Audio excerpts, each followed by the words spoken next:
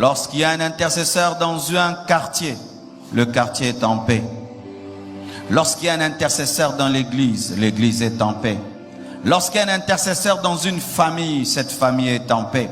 Lorsqu'il y a un intercesseur dans un culte, l'Esprit de Dieu se meut. Lorsqu'il y a un intercesseur, les âmes sont sauvées. C'est pourquoi le diable n'aime pas les intercesseurs. Parce qu'ils sont des murs, ils sont des barrières.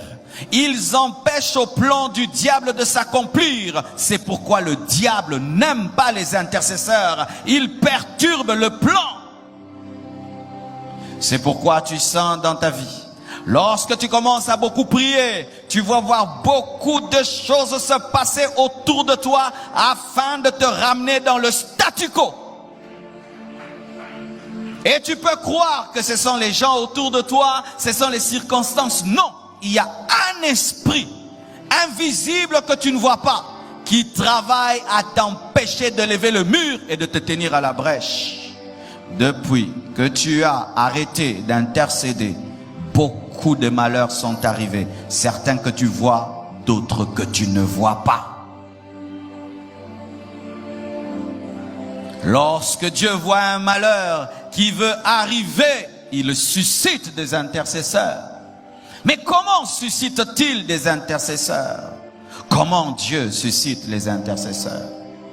Dieu suscite les intercesseurs en communiquant des fardeaux. Il te communique un fardeau. Il arrête ton sommeil. Il te donne le désir d'aller dans sa présence. Il te donne le souci et le fardeau des autres.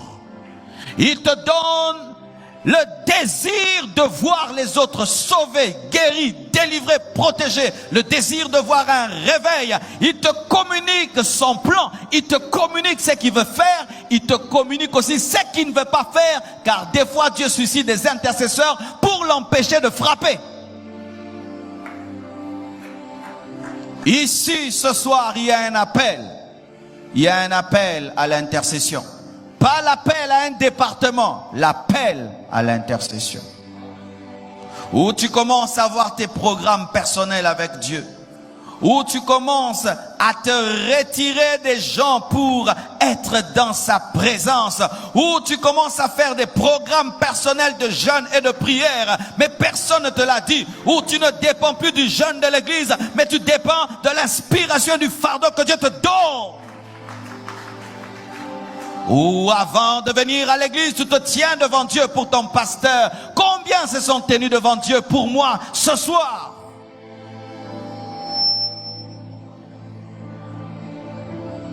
Ou tu te tiens à la brèche pour ceux qui meurent.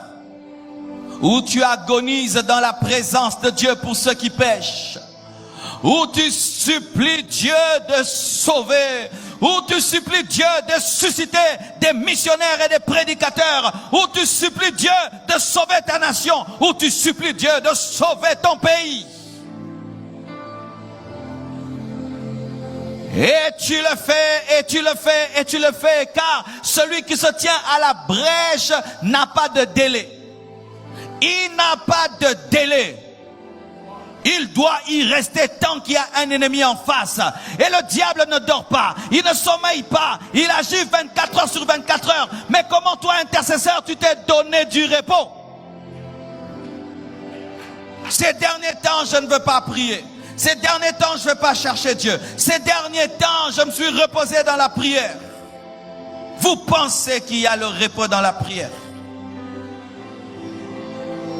Que Dieu te réveille au nom de Jésus.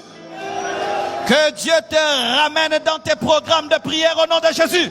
Que Dieu te ramène dans le jeûne au nom de Jésus. Que Dieu te ramène dans l'éveil au nom de Jésus. Que Dieu te redonne la force de t'agenouiller et d'élever tes mains. Que Dieu t'accorde à nouveau la force de vibrer dans sa présence et de pleurer dans sa présence.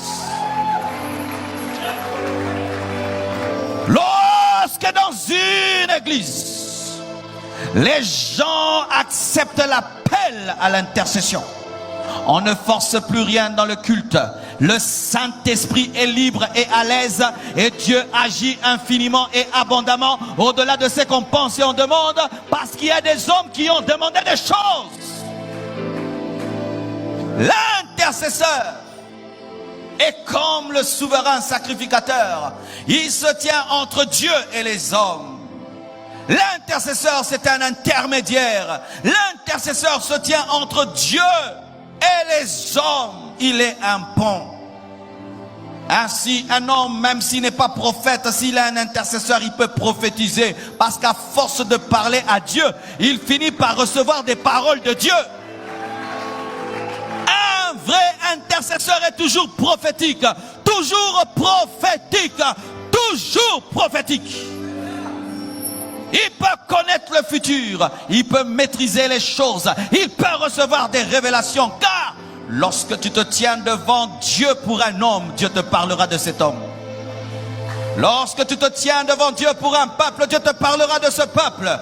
Si tu commences à bien prier pour le Congo, Dieu va te révéler ce qui va se passer en décembre. Si tu commences à bien prier pour le Congo, Dieu va te révéler ce qui va se passer en décembre. Mais Dieu ne te dit rien parce que tu ne pries pas. Sais-tu ce qui se passe dans votre maison? Tu sais pourquoi tu ne sais rien de ce qui se passe chez vous? Tu ne pries pas pour votre famille. Tu sais pourquoi tu ne sais rien de ce qui se passe dans la vie de tes enfants? Tu ne pries pas pour tes enfants. Tu sais pourquoi tu ne sais rien de ce qui se passe dans les cœurs du pécheur? Et tu n'as rien à dire au pécheur parce que tu ne pries pas pour le pécheur. Un prédicateur qui prie pour les pécheurs aura des paroles à dire au pécheur. Pourquoi? Il était en contact avec celui qui a créé le pécheur.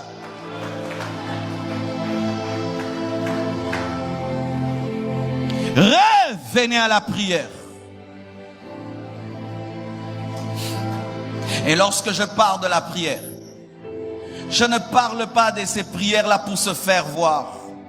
Je parle d'une prière profonde, où tu ne pries pas pour qu'on te donne des titres, ou qu'on dise que tu es un grand homme de prière. Non, tu pries parce que tu aimes Dieu et tu aimes les hommes. Où tu n'as pas besoin de dire, j'ai intercédé pour toi. Non. Tu aimes les hommes et tu aimes Dieu. Tu aimes te tenir devant Dieu. Tu aimes parler à Dieu des hommes. Tu aimes intervenir entre Dieu et les hommes. Tu aimes cela. Tu aimes voir dans la vie d'un homme l'exaucement que Dieu t'a donné dans le secret. Lui, il est danse, il chante, mais il ne sait pas que tu as passé toute la nuit en train de demander une chose pour lui. Si tu n'intercèdes pas, quelqu'un va mourir. Si tu n'intercèdes pas, quelqu'un va mourir. Si tu n'intercèdes pas, le malheur va atteindre quelqu'un, ce sera ta faute. Dieu va te demander le sang des gens. Frères et sœurs, je vous assure, si les chrétiens priaient bien, il y a des choses qui arrivent dans les quartiers qui n'allaient pas arriver.